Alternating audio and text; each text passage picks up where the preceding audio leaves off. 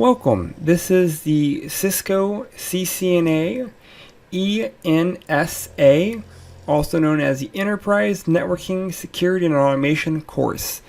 This course focuses on the CCNA version 7 curriculum.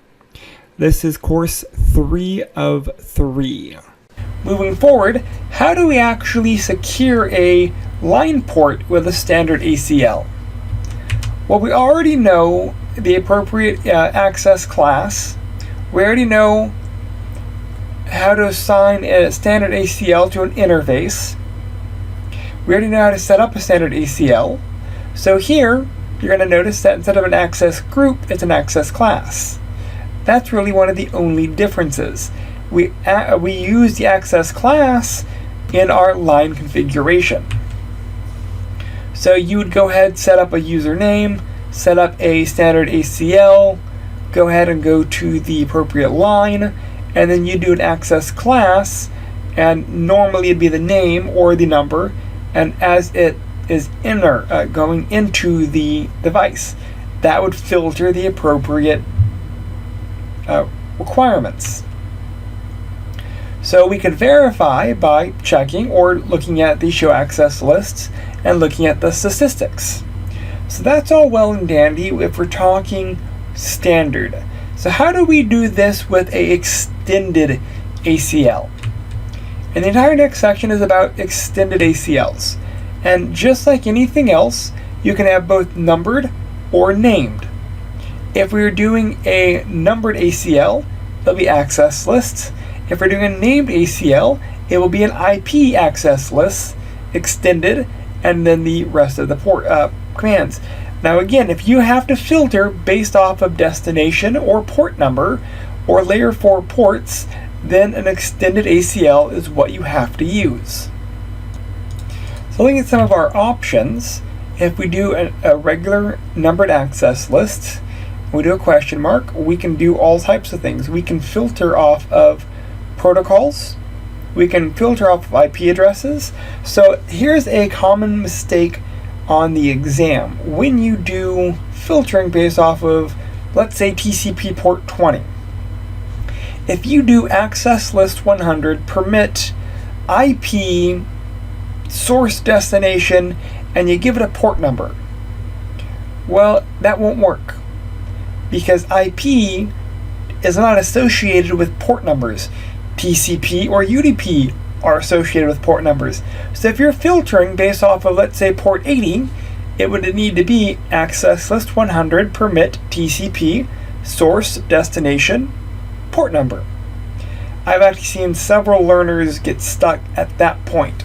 So that is an important thing to recognize, is whatever you're permitting, you have to make sure that it's matching what you're trying to accomplish. And again, here's a much larger list of protocols that are there and other features. So how do we configure this? We can do it a few different ways. Here we're doing, instead of using port numbers, we're using certain protocols. Like www is port 80, SSH is port 22, HTTPS is port 443. So you can do certain names instead of their port numbers for mainstream ports. So here we're blocking both port 80 and 443. Even though we didn't list port 80, we listed port for www. So how do we establish an extended ACL? Remember that TCP is also performed basic stateful firewall services using the TCP word establishment feature. Meaning, only responses that originate from inside will actually come back through. That's what that establish keyword actually means. So TCP traffic generated by an outside host attempting to communicate with an inside host will not be allowed. Only those that have been generated inside will allow a response coming back in. So here is an example of establishment. We set up our ACL, we give it the appropriate numbering, we give it the source and destination. As long as we have established at the end, it will allow traffic to come back in as long as it initiated from the inside. So essentially, a match occurs if the returning TCP segment has the appropriate ACK or reset flag bit set, indicating that the packet belongs to an existing connection. Here we have an example of an IP access list extended name, and here we're filtering out FTP access. If we are looking at browsing, we can do the same thing. We can apply interfaces different ways. So the topology below will demonstrate configuration of being applied to two named ACLs. Surfing basically will permit HTTP and HTTPS traffic to exit to go to the internet, while browsing, this will only permit returning web traffic to the inside, while all other traffic exiting R1 is explicitly denied. So we can filter traffic based off of whatever criteria we need, browsing being specific streaming traffic, if that is what you want to do. Here's an example of how we would set it up. Would be setting up an extended for surfing, and then we set up one for browsing with our established connections, and we block everything else. Again, ending portion of an ACL is always at implicit deny. How do we verify? We can do a show access lists, and that will show the appropriate access lists with their sequence numbers and if there are any statistics. How do we exit it? Well, we type exit like no one else. If we need to modify, we can modify using our sequence numbers. If we need to remove, same thing. We would do no and the sequence number, and it would remove that sequence number. Here's another example for an extended ACL.